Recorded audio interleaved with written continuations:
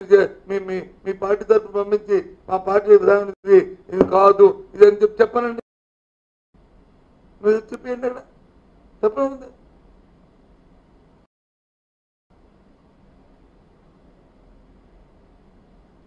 అది చేయదు బెదిరింపులు అంటే మాత్రం మీ మీద యాక్షన్ తీసుకుంటారు తీసుకుని చట్టాలు ఎవరుతారండి. చట్టాలు చాలా ఉంటాయి.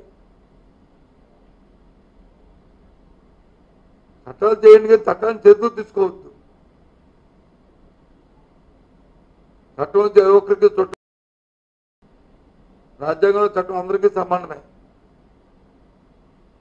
ఆ రీతిలో ప్రయత్నం చేయండి. మాకే అభ్యంతరంలే. ఏ చట్టం చేసుకునే మాకు అభ్యంతరంలే. అందుకోసమే ఇవాళ ప్రజలకు తెలియడానికి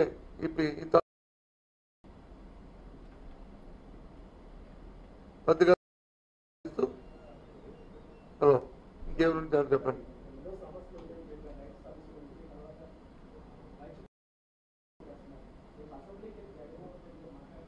నేను మాట్లాడతా అని చెప్పాను కదా. నేను మాట్లాడతా అని చెప్పాను కదా. మేము మాట్లాడతా ఇంకేంటి మేము మాట్లాడతా అని చెప్పాం కదా. ఆయన మాట్లాడి ప్రజలతో మాట్లాడతాను కదా. ఆయనకి పక్షాలు ఉన్నాయి, ఎన్ని పక్షాలు ఉన్నాయి శాసనసభలో అంతే కదా. నాయకులు ఉంటారు కదా. గుర్తింపేది మీ నోటితో మీరే చెప్తారు కదా. అధికార ప్రతిపక్షాన్ని ప్రతిపక్ష నాయకుడిని గుర్తిస్తారు కదా మీరు. మరి మరి ప్రధాన అంటారా మరి నువ్వు ఎందుకు ప్రతిపక్షాన్ని అన్నావు? ప్రతిపక్ష ప్రధాన పేరు ఇంకోటి ఉందా చెప్పు. ఇంకోటి ఉంటే అది ప్రధాన పేరు, ఇంకోటి ఉంటే అది ప్రధాన పేరు తప్పు. సో నేను విద్యుత్ లేదు కదా. నువ్వు అంటున్నా కదా. మీ నోటితో మీరన్నారు కదా. మీ నోటితో మీరన్నారు కదా.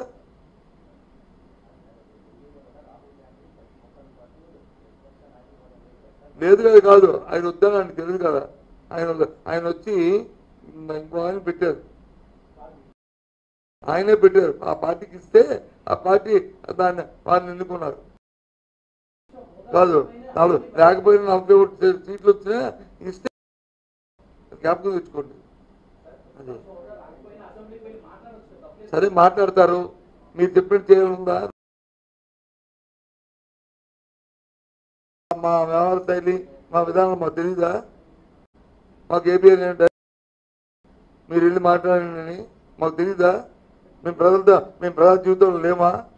మా జీవితంలో లేమా? మేమంటే సారీ మా వైసీపీ పార్టీ కానీ మా జగన్మోహన్ రెడ్డి కానీ మేము కానీ మా అందరం మేము ప్రజల జీవితం లేమా?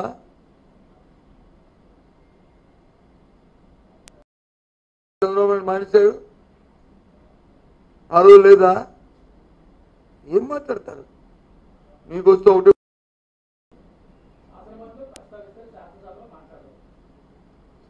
నువ్వు నీకు ఏది నచ్చితే రాసుకో. నేను చెప్పింది అయిపోయింది.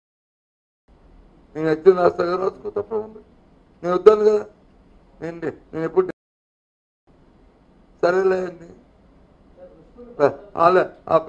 ప్రజలు రుచుకోండి. నేను ఆశ్చర్యం రెవెన్యూ జనరేషన్ కోసం ఏదో ఆలోచన చేయొచ్చు కదా అంటున్నాను.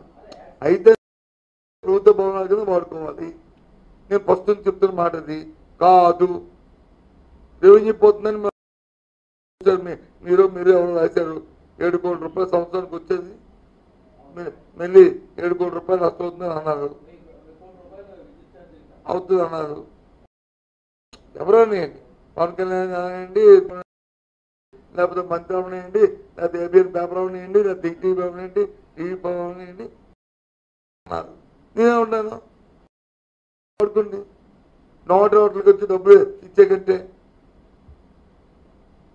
హోటల్కి డబ్బులు ఇచ్చే కంటే దాన్ని వాడుకోండి. లేదు బిల్లు ఎంత చూడండి. రేషన్ బిల్లు ఎంత చూడండి. సంవత్సరం కాలంలో ఎంత ఇచ్చారు? 1 2 టూరిజం ప్రాజెక్ట్ కింద ఇస్తే సంవత్సరానికి మినిమం 10 కోట్లు వస్తుంది. 42 కోట్ల లెక్కలు ఇస్తారు ఇస్తారా?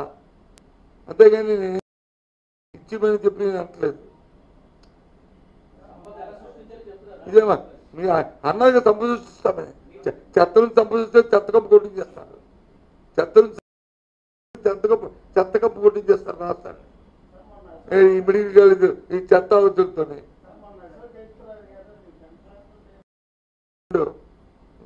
ఇగో నేను ఇప్పుడు మాట్లాడింది ఆయన అడుగుతున్నాను ఏమని అశోక్ గజరాజ్ గారు ఏమని అశోక్ మంటలు అంటే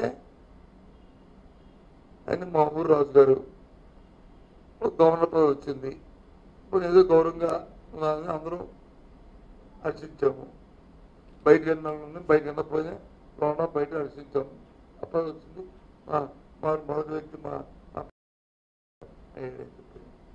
మా ఊరు నుంచి అక్కడ పుట్టాం కాబట్టి మా ఊరంటే ఇదంతా మా ఊరు ఇక్కడ హరిబాబు గారు ఉన్నా ఆయన విజయనగరం నుంచి అయ్యాడని హర్షించాము కానీ అటువంటి వ్యక్తులు అలాంటి మెంటల్ హాస్పిటల్ ఎందుకంటే ఆ మెంటల్ అతని మెంటల్ ఆయనతో ఆలోచనతో డేటో ఆ మాటలు కూడా తెలుస్తుంది అంటే ఈ కూటమి ప్రభుత్వం ఎలాంటి వాళ్ళకి గవర్నర్ పదవి ఇచ్చింది అనేది ఎంత మెంటల్ స్టెబిలిటీ ఇచ్చింది అనేదానికి ఇస్తుంది ఆయనే ముందు పెట్టాలి మెంటల్ హాస్పిటల్ ఎందుకంటే అటువంటి వ్యక్తులు గవర్నర్ పదవి వచ్చిన తర్వాత ఉంటుందని లేకుండా రాజకీయ ఆలోచనతో రాజకీయ దుర్బుద్ధితో రాజకీయ కోణంలో మాట్లాడిన వ్యక్తులను ఆళ్ళు పెట్టాలి నువ్వు అడిగా కాబట్టి చెప్తున్నాను నాకు బాధ అనిపించింది కానీ సరేలే అని వదిలేను కానీ నువ్వు అడిగా కాబట్టి చెప్పకపోతే మళ్ళీ ఏదో ఆరు రాజు గారు కదా మ్యాచ్ వచ్చాను అనుకుంటారు నాకు కడుపు బాధ కోపం ఉంది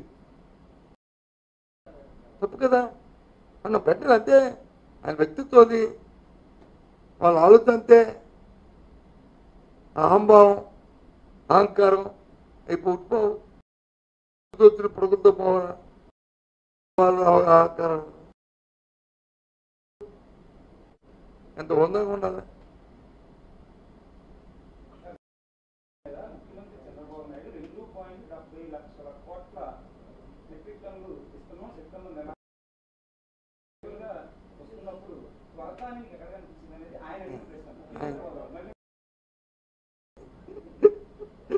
నేను ముఖ్యమంత్రి హోదాల్లో అడుగుతున్నప్పుడు నేను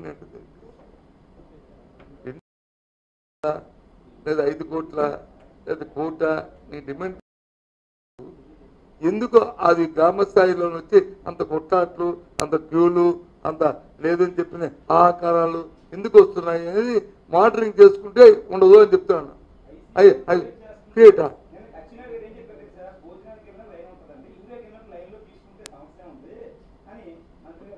లైన్లో తీసుకు మరి 5 సంవత్సరాలు ఎందుకు లైన్లో లేదు ఎందుకు 5 సంవత్సరాలు లైన్లో లేవు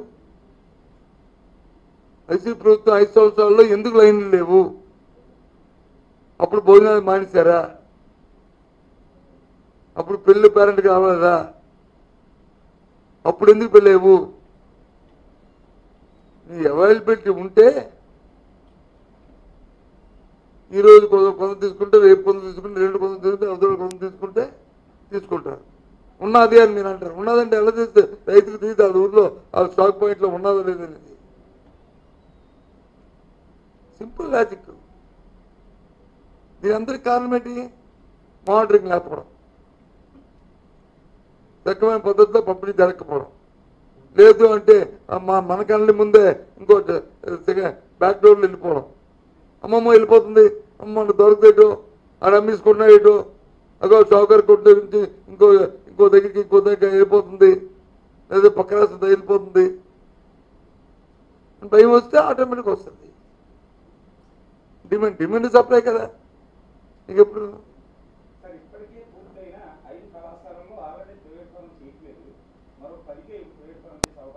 నేనేది కదా నేనే